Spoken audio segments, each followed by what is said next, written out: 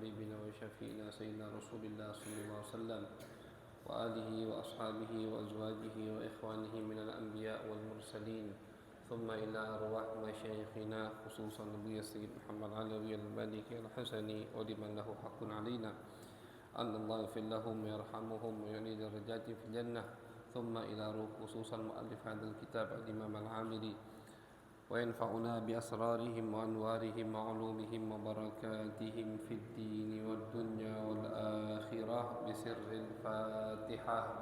أعوذ بالله من الشيطان الرجيم. بسم الله الرحمن الرحيم. الحمد لله رب العالمين الرحمن الرحيم مالك يوم الدين إياك نعبد وإياك نستعين اهدنا الصراط المستقيم صراط الذين أنعمت عليهم غير المغضوب عليهم ولا الضالين آمين.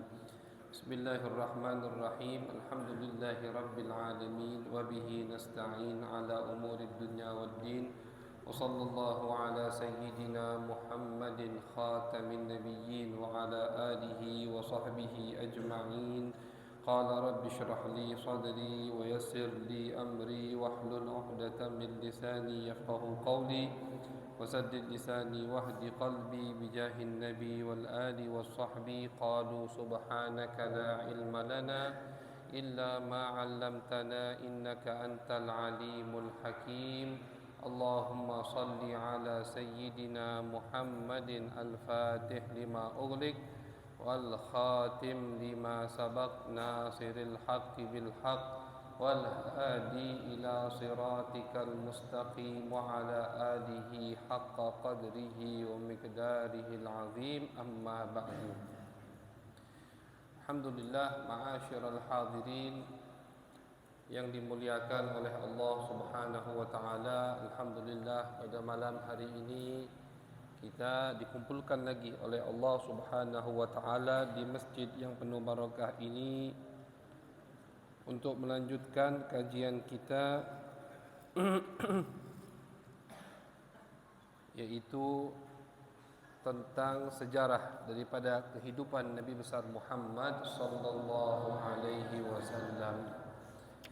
Kalau masih ingat, kita sudah ada di bab kedua, yaitu dari kelahiran Nabi besar Muhammad sampai Nabi Muhammad sallallahu alaihi wasallam diutus. Wa fis sadisah, sekarang kita akan mendengarkan kejadian-kejadian yang terjadi di tahun ke-6. Tahun ke-6 dari kelahiran Nabi besar Muhammad sallallahu alaihi wasallam. Wa fis sadisati kharajat bihi ummuhu ila akhwalihi bani Adi bin Najjar tuziruhu iyahum. Di tahun ke-6 dari kelahiran beliau, Nabi besar Muhammad sallallahu alaihi wasallam diajak oleh ibunya. Siapa ibu Nabi? Yaitu As-Sayyidah Aminah, Aminatus Zahra. Diajak Nabi besar Muhammad sallallahu alaihi wasallam untuk mengunjungi keluarga yang ada di kota Madinah. Jadi Nabi sebelum hijrah ke kota Madinah sudah pernah ke kota Madinah, walaupun saat itu namanya bukan Madinah, namanya Yathrib. Nama kota Madinah dulu itu Yathrib. Ketika ditinggali oleh Nabi besar Muhammad, barulah namanya dirubah menjadi Al-Madinah Al-Munawwarah, Madinah yang terang menerang berkat Nabi besar Muhammad sallallahu alaihi wasallam. Jadi Nabi sebelum diutus oleh Allah Subhanahu wa taala, di masa kecilnya sudah pernah ke kota Madinah. Kenapa Nabi ke kota Madinah? Karena Nabi punya keluarga di sana. Akhwal itu jamak dari khalun. Khalun itu keluarga dari bagian ibu. Itu khal. Walaupun bukan ibu langsung. Nabi punya ibu siapa? Siti Aminah. Ini bukan keluarga Siti Aminah. Tapi hubungan kaitan Nabi dengan orang Madinah dari kakek beliau, Nabi Muhammad SAW bin Abdullah bin Abdul Muttalib. Abdul Muttalib ini Abdul Muttalib ini punya ibu orang Madinah. Jadi apa? Ibu dari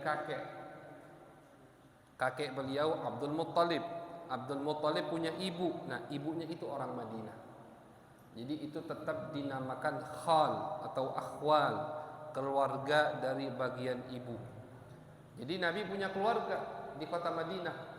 Diajak sama ibu beliau Siti Aminah radhiyallahu anha untuk mengunjungi, menyambung tali silaturahim. Umur beliau pada saat itu 6 tahun. Wa aqama fihim syahran, dan Nabi tinggal di Madinah selama 1 bulan. Karena kalau mau cuma 3 hari 4 hari tanggung, perjalanannya seminggu, ya kan? Dulu itu dari Mekah Madinah 1 minggu kurang lebih. 1 minggu dari Mekah Madinah. Sekarang naik mobil 4 jam, 5 jam paling. Kalau dulu 1 minggu. Jadi kalau cuma 3 hari tanggung, jadi sebulan. Nabi besar Muhammad bersama ibunda beliau tinggal di kota Madinah sebulan. Nabi Muhammad SAW menceritakan sedikit kegiatan beliau ketika di kota Madinah waktu beliau masih kecil. Qala sallallahu alaihi wasallam, ahsantul auma was-sibahata fi bi'ri bani Adi bin Najjar. Aku ketika di Madinah pas masih kecil belajar berenang. Jadi Nabi itu bisa berenang. As-sibahah, berenang. Wal aum, dan aku belajar al-aum. Aum itu jalan sambil nyelam di kolam, misalkan nyelam sambil jalan, itu namanya aum. Itu olahraga sudah dipelajari, sudah dipraktekkan oleh Nabi Muhammad sallallahu alaihi wasallam. Jadi ini juga anjuran buat kita agar menghidupkan olahraga, yang mana dengan olahraga tadi badan kita sehat. Dengan olahraga tadi kita niatkan untuk mengikuti daripada anjuran-anjuran Nabi besar Muhammad sallallahu alaihi wasallam. Jadi beliau 6 tahun sudah belajar berenang, kata Nabi besar Muhammad sallallahu alaihi wasallam. Thumma raja'a ila Makkah, kemudian setelah 1 bulan tinggal di kota Madinah, Nabi besar Muhammad sallallahu alaihi wasallam pulang ke kota Mekah. Namun ketika berada di desa yang bernama Abwa, di situ meninggal ibunda tercinta Siti Aminah radhiyallahu anha. Meninggal ketika jalan pulang mau ke kota Mekah. Al-Abwa, Abwa itu nama desa. Walaupun kuburannya sekarang bukan di tengah-tengah desa, tapi di tengah-tengah padang pasir. Al-Abwa masih ada. Alhamdulillah saya pernah ziarah ke sana, walaupun tempatnya agak susah, agak di atas gunung tempatnya. Jadi kalau kita parkir mobil, jalan dulu. Parkir mobil tidak bisa terus. Parkir, stop, jalan, kira-kira berapa ratus meter dan naik gunung. Bukan gunung besarnya, gunung-gunung padang pasir itu. Gunung kecil. Di atas gunung itu ada kuburan Siti Aminah radhiyallahu anha. Sampai sekarang masih ada, alhamdulillah. Namun bukan di tengah-tengah desa, di tengah gurun pasir. Desanya agak jauhan. Nama tempatnya masih namanya Abwa. Masih namanya Al-Abwa, tempat dikuburnya Siti Aminah radhiyallahu anha. Jadi di tahun ke-6 Hijriah meninggal ibunda Nabi besar Muhammad sallallahu alaihi wasallam. Kemudian Nabi Muhammad sallallahu alaihi wasallam ketika ibundanya meninggal diasuh oleh kakeknya Abdul Muttalib. Abdul Muttalib ini pemimpin daripada bangsa Quraisy, pemimpin daripada orang-orang Mekah. Itu Abdul Muttalib, kakek daripada Nabi besar Muhammad sallallahu alaihi wasallam. Diasuh Nabi Muhammad dari tahun ke-6, dari umur beliau 6 tahun sampai umur beliau 8 tahun. Ketika beliau berumur 8 tahun, kakeknya pun meninggal dunia. Tuwfiya jadduhu Abdul Muttalib. Jadi umur 6 tahun diasuh, dari kecil diasuh ibunya, sampai umur 6 tahun ibunya meninggal. Kemudian diasuh kakeknya dari umur 6 tahun sampai umur 8 tahun, kakeknya pun meninggal. Ini ada hikmahnya kata ulama. bukan tidak ada hikmahnya. Kenapa? Nabi besar Muhammad sallallahu alaihi wasallam dilahirkan dalam keadaan yatim, ayahnya meninggal. Padahal Nabi ini orang yang paling dicintai oleh Allah Subhanahu wa taala, makhluk yang paling Allah cintai. Kenapa lahir statusnya yatim, tidak punya bapak? Tak sampai di situ. Ketika umurnya 6 tahun, ibunya pula diambil oleh Allah Subhanahu wa taala. Diasuh sama kakeknya. Yes. Kakeknya sayang luar biasa, baru 2 tahun kakeknya juga diambil oleh Allah Subhanahu wa taala. Ini ada hikmahnya. Ya, kata ulama, ini untuk menunjukkan bahwasannya suksesnya Nabi besar Muhammad sallallahu alaihi wasallam bukan karena didikan siapapun. Nabi sukses, Nabi jadi orang besar, Nabi jadi orang mulia bukan karena didikan bapaknya, bukan karena didikan ibunya, bukan karena didikan ibu susunnya Siti Halimah, bukan karena didikan kakeknya, tapi semata-mata karena didikan Allah Subhanahu wa taala. Maka dari itu di riwayat lain Nabi besar Muhammad sallallahu alaihi wasallam bersabda, "Adabani Rabbi fa ahsana ta'dibi." Aku ini telah dididik oleh Allah langsung, maka paling baiknya didikan adalah didikanku, kata Nabi besar Muhammad sallallahu alaihi wasallam. Jadi juga ini untuk memberikan mukjizat atau irhasat, karamah luar biasa untuk beliau. Anak kecil yang tidak dididik atau afwan tidak punya pendidik dari manusia, tapi bisa menjadi orang yang sukses, menjadi orang besar. Jadi kalau ada orang yang ingin tidak percaya dengan Nabi, ragu dengan Nabi, tidak bisa ragu. Kenapa tidak bisa ragu? Ada orang misalkan ngomong, oh Nabi ini sukses karena bapaknya, bapaknya tidak ada. Nabi sukses karena ibunya, ibunya meninggal. Sukses karena kakeknya, kakeknya juga meninggal. Jadi memang semata-mata beliau sukses berkat Allah Subhanahu wa taala. Itu hikmah daripada meninggalnya pendidik Nabi besar Muhammad sallallahu alaihi wasallam. Kemudian setelah Nabi besar Muhammad sallallahu alaihi wasallam dididik oleh kakeknya 2 tahun, di umur 8 tahun kakeknya pun meninggal, lalu Nabi dididik oleh pamannya yang bernama Abu Talib.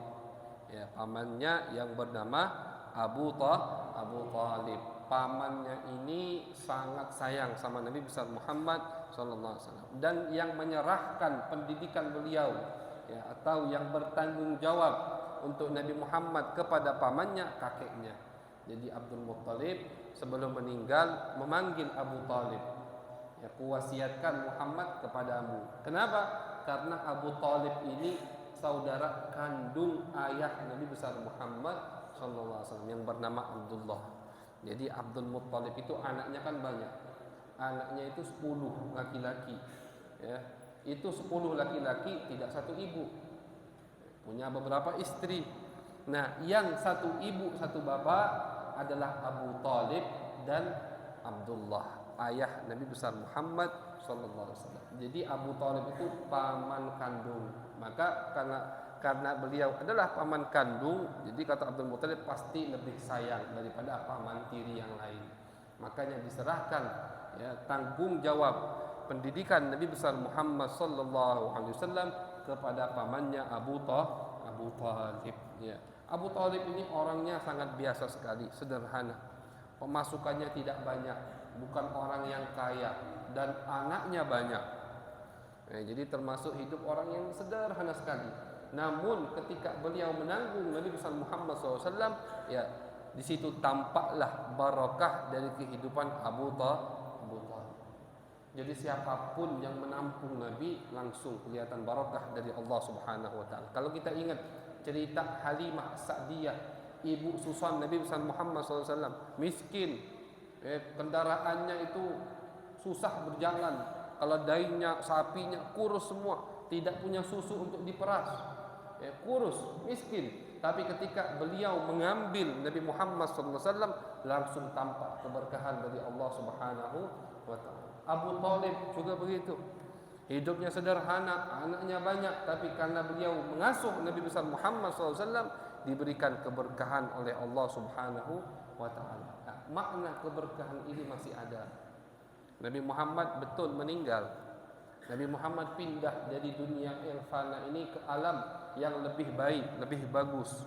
Cuman keberkahan Nabi besar Muhammad SAW masih ada. Sampai hari kiamat keberkahan Nabi masih ada.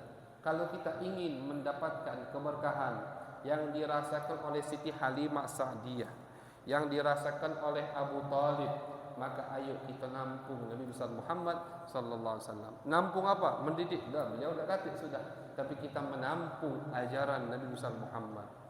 Kita menampung daripada mendalami untuk lebih dalam mengenal siapa itu Nabi besar Muhammad. Kita tampung namanya. Kita sering sebutkan nama Nabi besar Muhammad SAW.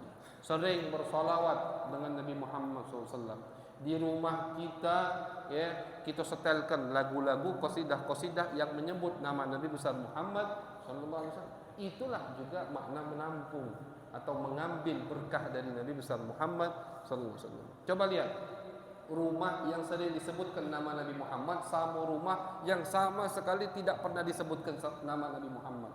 Walaupun rumah tadi besar, cuma cak rumah hantu akhirnya. Kenapa? Tak pernah sekalipun tidak pernah disebutkan nama Nabi besar Muhammad. Tapi rumah tadi yang sederhana, kecil, di kampung, di pedalaman, tapi sering disebutkan Nabi Muhammad, rumah tadi bersinar. Rumah tadi punya tumakninah. Ketika orang masuk ke rumahnya langsung nyaman. Yang disuguhkan makanan biasa, yang disuguhkan makanan yang tidak mahal, makanan biasa, cuma nyaman hati ini. Nah, kenyamanan ini dari mana? Dari cahaya Nabi besar Muhammad sallallahu alaihi wasallam. Jadi kalau kita ingin mendapatkan keberkahan yang dirasakan oleh Siti Halimah dan Abu Talib, ayo kita tampung, kita sebutkan terus nama Nabi besar Muhammad sallallahu alaihi wasallam di kehidupan kita sehari-hari. Kemudian diasuhlah Nabi besar Muhammad oleh pamannya. Ini paman yang sangat luar biasa, cinta sekali sama Nabi besar Muhammad. Tidak pernah pamannya ini pergi kecuali Nabi diajak. Kemanapun Abu Talib pergi, selalu membawa Nabi besar Muhammad sallallahu alaihi wasallam. Sampai di tahun ke-9 atau di tahun 12 atau 13, biasa namanya sejarah pasti ada perbedaan, ada khilaf. Jadi ada yang mengatakan di tahun 9, ada yang mengatakan di tahun 12, ada yang mengatakan di tahun 13 daripada kelahiran Nabi besar Muhammad sallallahu alaihi wasallam. Kharaja ma'a ammihi Abi Talib ila Syam fi tijarah. Nabi keluar bersama pamannya untuk berdagang ke negara Syam. Jadi adat orang Mekah dulu itu, mereka pemasukannya itu atau pemutaran ekonominya itu lewat berdagang. Mereka tidak bisa katik cocok tanam katik. Tidak ada tanah yang bagus untuk dijadikan ladang cocok tanam. Jadi cara mereka berdagang. Bagaimana cara mereka berdagang? Begini. Setiap orang yang ingin memutar duitnya tadi, itu menyerahkan hartanya kepada kafilah yang ingin berangkat. Kafilah yang ingin berangkat. Misalkan ada kafilah diwakilkan, bulan ini yang berangkat, misalkan Fulan ini berangkat. Sudah, yang ingin menitipkan barang dagangannya titipkan ke dia. Dititipkan semua. Saya misalkan punya lauk pauk. Mekah itu terkenal dengan lauk pauknya atau bumbu-bumbu. Bumbu-bumbu. Serahkan ke fulan tadi. Habib Ahmad misalkan punya kulit. Kulitnya diserahkan. Pokoknya penghasilan dari kota Mekah diserahkan ke orang tadi. Nanti dia dengan rombongan berangkat, dijaga ketat dengan rombongan, membawa dagangan orang Mekah. Dibawa kemana? Dibawa ke negara Syam. Kurang lebih 1 bulan perjalanan. 1 bulan, lama. Atau dibawa ke negara Persia, Irak, lebih jauh lagi. Membawa dagangan orang-orang Mekah. Sampai dia di Syam, sampai dia di Irak misalkan, di situ sebulan, 2 bulan, 3 bulan. Sampai barang dagangan tadi habis semua, modalnya sudah balik, modalnya dibelikan barang dari Syam, dari Irak untuk dijual di kota Mekah. Begitu pemutaran orang dulu. Abu Talib termasuk yang pernah berangkat membawa dagangan ke negara Syam. Nabi besar Muhammad SAW, beliau ini mempunyai sifat yang luar biasa, dewasa. Jadi walaupun umurnya kecil, tapi pemikirannya sangat dewasa sekali. Di dalam riwayat Nabi Muhammad itu kata ulama, umur 1 tahun seakan-akan perilakunya umur 4 tahun atau umur 3 tahun. Dikalikan terus, Jadi umur 12 tahun tapi seperti umur 20 tahun. Saking dewasanya Nabi besar Muhammad sallallahu alaihi wasallam. Jadi ketika beliau tahu pamannya yang menanggung hidupnya, yang memberi dia makan, ingin keluar berdagang, mencari nafkah, tidak enak dia kalau mantap di rumah. Tidak, paman, pengen ikut berdagang. Kenapa? Karena punya rasa tanggung jawab. Ini sifat yang sangat luar biasa dari Nabi kita, Nabi besar Muhammad sallallahu alaihi wasallam. Jadi selain pamannya juga ingin mengajak beliau, beliau juga ingin ikut andil dalam mencari nafkah untuk kehidupan makannya sehari-hari. Keluarlah Nabi besar Muhammad sallallahu alaihi wasallam bersama pamannya ke negara Syam. Namun ketika sampai di Busra itu sekarang ini di Urdun atau Yordania, itu Busra. Bukan Basrah, beda. Kalau Busra itu nama kota sebelum Islam, lama, kota lama. Kalau Basrah itu di negara Irak, beda. Basrah pakai tak marbutah itu di Irak dan itu kota baru, bahkan di zaman Nabi belum ada. Pertama kali yang membuatnya kalau tidak salah Sayyidina Ali bin Abi Thalib, dibuat atau diresmikan kota Basrah. Namun kalau Busra di Syam, di Yordania sekarang ini. Busra itu kota lama. Sampai Nabi besar Muhammad SAW jalan dari Mekah melewati Madinah, terus sampailah ke Busra tadi. Ya, ketika di Busra istirahat, rombongan ini istirahat. Ini sudah masuk Syam. Ketika sampai di Busra, dilihat rombongan ini oleh pendeta yang bernama Bahirah. Pendeta Bahirah yang melihat rombongan, oh ini rombongan dari Mekah, yang rombongan dari Baitullah Al-Haram, dilihat. Tapi kok ada yang aneh dari rombongan ini, bukan seperti biasanya. Apa? Tudhilluhul ghamamah. Ada orang yang di rombongan ini selalu dinaungi oleh awan. Ini pendeta Bahirah, ini pendeta dan pintar, tahu sifat-sifat Nabi besar Muhammad sallallahu alaihi wasallam. Terus Bahirah diperhatikan sama Bahirah, anak tadi yang selalu dinaungi oleh awan. Namun Nabi Muhammad SAW ketika bernaung di satu pohon, pohonnya itu nunduk atau pohonnya itu menaungi Nabi besar Muhammad SAW, dan pohonnya sampai sekarang masih ada. Insya Allah kita sampai ke sana. Al-Fakir juga belum sampai ke sana. Di Yordania, di Urdun itu masih ada pohon yang di bawahnya Nabi Muhammad SAW bernaung. Akhirnya Bahirah ketika melihat, oh ini sifat-sifat Nabi akhir zaman. Ini bukan orang sembarangan. Dicari siapa walinya atau siapa penanggung jawabnya. Ketemulah dengan Abu Thalib. Di beberapa kitab yang lain diceritakan sama Bahirah, Abu Thalib diajak bicara. Wahai orang dari Arab, orang dari Mekah, siapa anak kecil ini? Kata Abu Thalib, ini anak aku. Ini anak aku, padahal bukan anaknya, ponakannya. Ini anak aku. Takut Abu Thalib, takut orang ganggu, bukan, bohong loh. Kata Bahirah, ini anak bapaknya pasti sudah meninggal. Jadi sifat Nabi Muhammad itu sangat detail sekali di kitab-kitab orang dulu, di kitab Nasrani, Injil, atau di kitab Yahudi, Taurat. Detail sekali sifat-sifat Nabi besar Muhammad sallallahu alaihi wasallam. Ya, kata pendeta tadi bohong, tidak mungkin bapak orang ini masih hidup. Orang ini pasti bapaknya sudah meninggal. Memang betul kan, bapak Nabi sudah meninggal. Akhirnya kata Bahirah, betul, ini ponakan aku. Untungnya pendeta ini orang baik. Kata pendeta ini, wahai Abu Thalib, bawa pulang ponakanmu. Jangan sampai dia masuk ke Syam. Jangan sampai dia masuk ke negara Syam. Kenapa? Karena banyak orang Yahudi yang ingin membunuh anak ini. Karena anak ini adalah Nabi akhir zaman. Orang Yahudi itu hasud. Kenapa hasud? Karena yang mereka kira Nabi akhir zaman itu diutus dari bangsa Yahudi. Mereka mengira begitu. Karena memang dari keturunan Nabi Ismail tidak ada nabi sama sekali. Jadi kan kalau kita baca nasabnya itu, pertama Nabi Ibrahim punya anak dua, Ismail sama Ishak. Ishak punya anak Yakub nabi, Ishak nabi, Yakub juga nabi. Yakub ini julukannya Israel. Makanya Bani Israel, anak keturunan Nabi Yakub. Dari Bani Israel ini, dari anak keturunan Nabi Yakub ini, semuanya kebanyakan nabi dari situ. Dari Yakub punya anak Nabi Yusuf, nabi. Dari Nabi Yusuf atau dari Binyamin punya anak nabi lagi terus.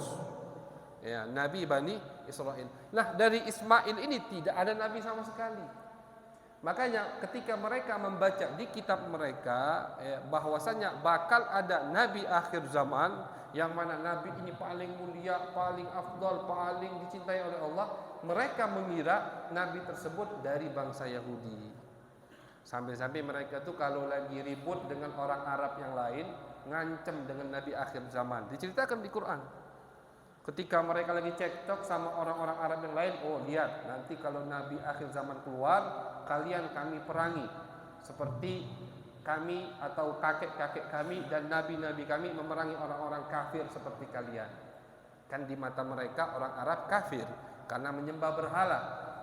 Kalau mereka tidak menyembah Allah Subhanahu wa taala. Begitu. Namun di akhir detik-detik dekatnya pelantikan Nabi Muhammad SAW, mereka tahu Nabi akhir zaman bukan dari bangsa mereka, tapi dari bangsa Arab. Hasud di situ keluar.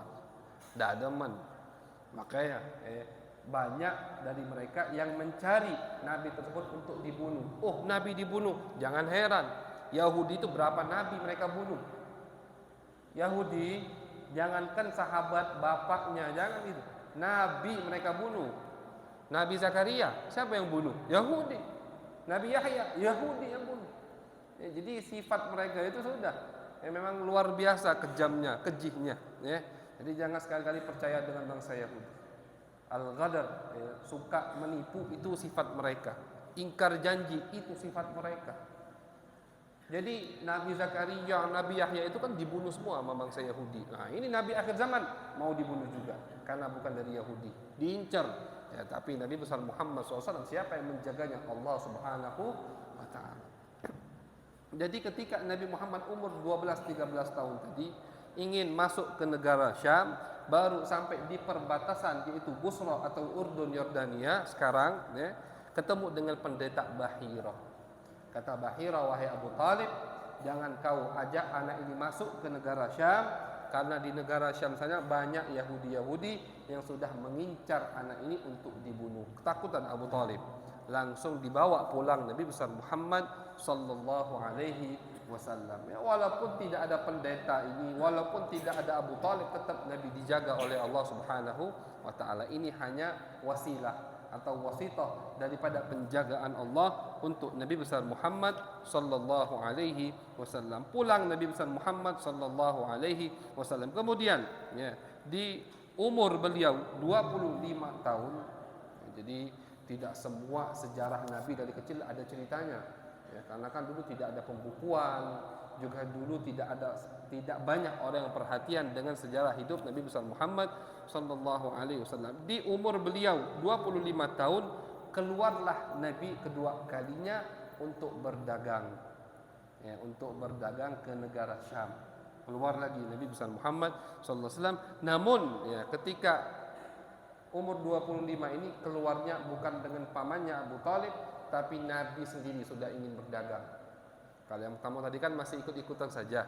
Ini tidak, Nabi dagang. Jadi kalau kita ingin berdagang, ada uswah, ada qudwah, ada yang pernah berdagang lebih baik dari kita, yaitu Nabi besar Muhammad SAW. Jangan gengsi, jangan malu, jangan malas untuk berdagang. Kenapa? Nabi berdagang.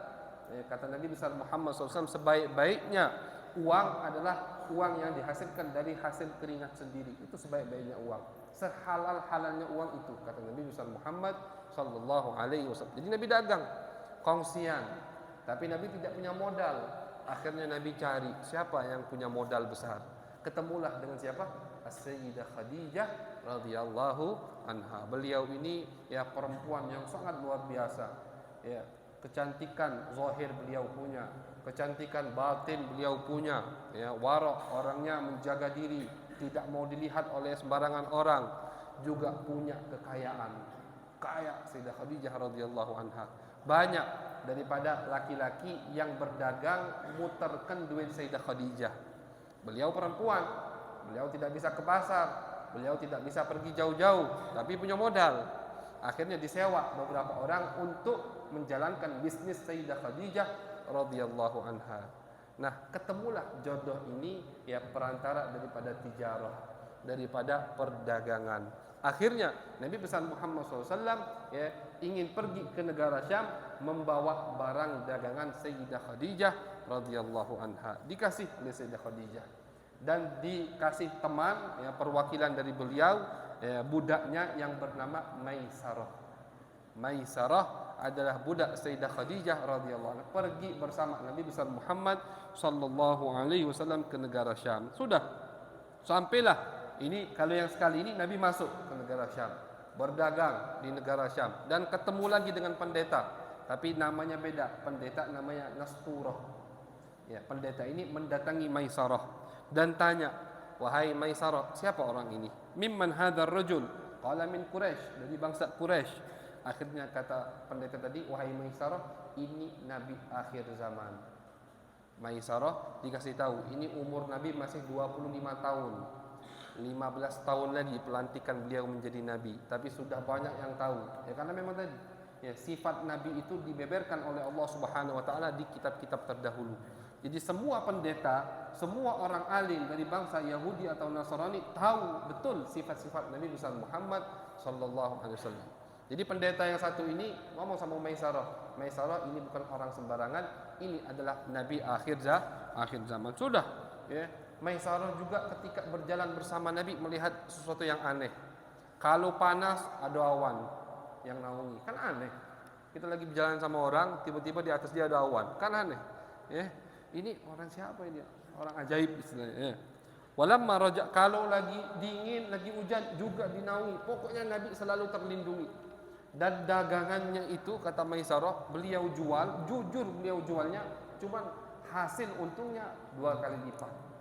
Berkah dari Nabi besar Muhammad sallallahu alaihi wasallam. Pulang Nabi Muhammad dan Maisarah kepada Siti Khadijah di kota Mekah, ya untungnya 2 kali lipat. Siti Khadijah kaget, terkejut. Ini untung bukan seperti biasanya. Siapa orang ini wahai Maisarah? Diceritakan sama Maisarah, "Wahai Khadijah, ini bukan sembarangan orang, begini-begini." Diceritakan dari awal perjalanan sampai pulang ke kota Mekah, daripada apa yang dilihat oleh Maisarah. Nah, dari situlah timbul rasa cinta di hati Siti Khadijah radhiyallahu anha. Oh, ini bukan sembarangan orang. Dan timbul rasa ingin melamar Nabi besar Muhammad sallallahu alaihi wasallam. Padahal beliau itu sebelumnya banyak yang lamar. Pemimpin-pemimpin Quraisy melamar Siti Khadijah karena statusnya kan janda. Siti Khadijah itu statusnya janda ketika menikah dengan Nabi besar Muhammad sallallahu alaihi wasallam. Banyak yang ngelamar bukan sembarangan orang juga, pemimpin, punya duit, punya power, punya nama, punya semuanya, tapi ditolak sama Siti Khadijah. Ini Nabi tidak punya apa-apa, tapi hatinya cinta kepada Nabi besar Muhammad sallallahu alaihi wasallam. Ini ya, hidayah dan taufik dari Allah Subhanahu wa taala. Kalau kita lihat, kita pelajari lagi cerita kemarin Siti Halimah bagaimana asalnya tidak mau mengambil Nabi karena miskin, tapi ketika mengendong langsung cinta luar biasa timbul di hatinya kepada Nabi besar Muhammad SAW. Ini menunjukkan bahwasanya cinta itu semata-mata dari Allah Subhanahu wa taala. Kalau kita sudah diberikan rasa cinta kepada Nabi, ya, ada rasa cinta. Ketika disebutkan nama Nabi lain perasaan kita. Ketika disebutkan cerita sejarah Nabi Muhammad lain perasaan kita. Absyir, itu kabar gembira.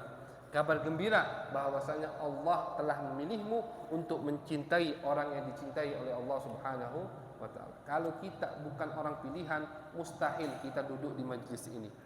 Mustahil kita ingin mendengarkan sejarah Nabi besar Muhammad sallallahu alaihi wasallam. Ini semua pilihan dari Allah Subhanahu wa taala. Akhirnya Siti Khadijah ketika mendengar cerita dari Maisarah tadi, timbullah rasa cinta dan ingin melamar Nabi besar Muhammad sallallahu alaihi wasallam. Tidak apa-apa. Ini bukan suatu kekurangan perempuan ngelamar, bukan. Tapi di riwayat lain diceritakan tidak. Siti Khadijah melalui perantara perempuan lain ya untuk menanyakan Nabi besar Muhammad sallallahu alaihi wasallam untuk menjodohkan. Ya, istilahnya ada yang menjodohkan. Ada yang menjodohkan Nabi dengan Siti Khadijah radhiyallahu anha. Kata Nabi, aku tidak punya apa-apa. Aku orang miskin. Ya, kata Siti Khadijah, aku tidak perlu harta. Ya, tapi yang dia perlukan cinta dari Nabi besar Muhammad sallallahu alaihi wasallam. Menikah Nabi Muhammad sallallahu alaihi wasallam dengan Siti Khadijah. Umur Nabi saat itu 25 tahun. Siti Khadijah radhiyallahu anha umurnya 40 tahun. Jadi beda umurnya 15 tahun. Istri pertama Nabi Muhammad adalah seorang janda dan umurnya 40 tahun.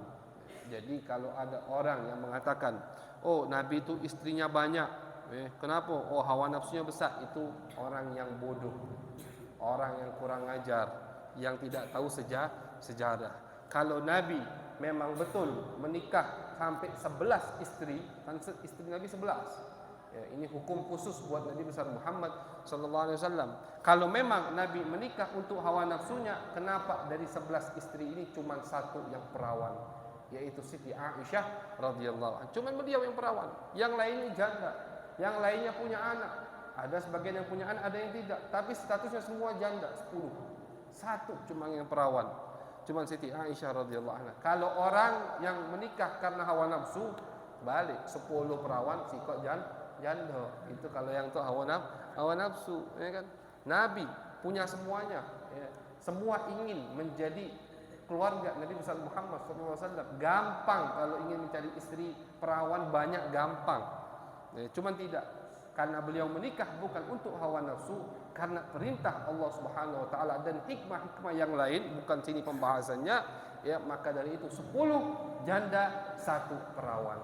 Dan istri pertamanya, istri yang paling beliau cintai, statusnya janda, umurnya 40 tahun, yaitu Sayyidah Khadijah radhiyallahu anha. Mudah-mudahan ya kita diberikan oleh Allah Subhanahu wa taala keberkahan daripada yang Allah berikan kepada Siti Halimah, yang Allah berikan kepada Abu Talib, yang Allah berikan kepada Siti Khadijah radhiyallahu anha, ya, sehingga hidup kita ini berkah. Amin ya rabbal alamin.